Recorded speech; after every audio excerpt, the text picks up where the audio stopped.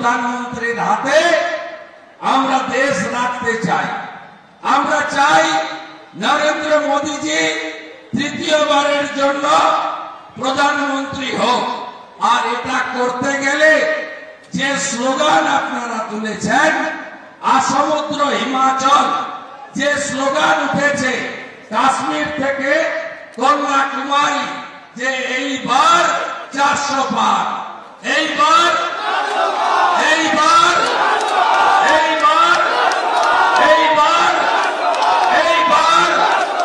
400 যদি পার করাতে হয়, উত্তর মালদা বিজেপিকে দিতে হবে। কেন বিজেপিকে দেবেন? তার কারণ হলো নরেন্দ্র মোদীজি তার 175টা গরিব কল্যাণে, জনকল্যাণে যে স্কিম এনেছেন, এই স্কিম তিনি দেশের মানুষের জন্য দিয়েছেন। নরেন্দ্র মোদীজি উজালার গ্যাস, প্রধানমন্ত্রী কিষাণ সম্মান নিধি, প্রধানমন্ত্রী অন্ন সুরক্ষা যোজনা, প্রধানমন্ত্রী আবাস যোজনা, স্বচ্ছ ভারতে ইজ্জত ঘর শৌচালয় নির্মাণ এবং কোভিডের সময় বিনামূল্যে ভ্যাকসিন বিতরণ সহ আজকে দেশে 82 কোটি মানুষ 5 কেজি করে মাথা পিছু বিনামূল্যে রেশন পাচ্ছেন। এটা নরেন্দ্র মোদীজির নেতৃত্বে।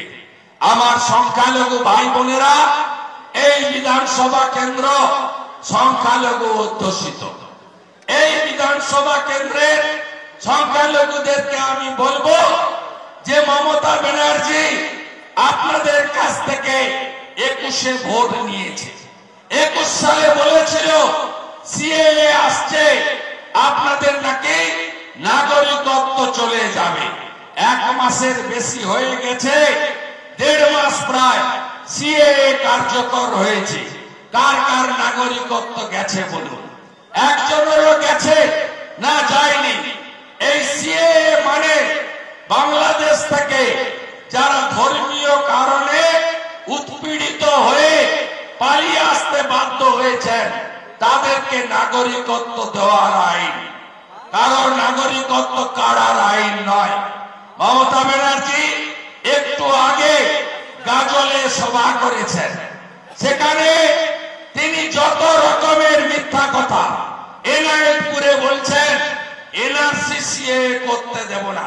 তুমি কে হরিদাস পাল সিএএ করতে না দেওয়া?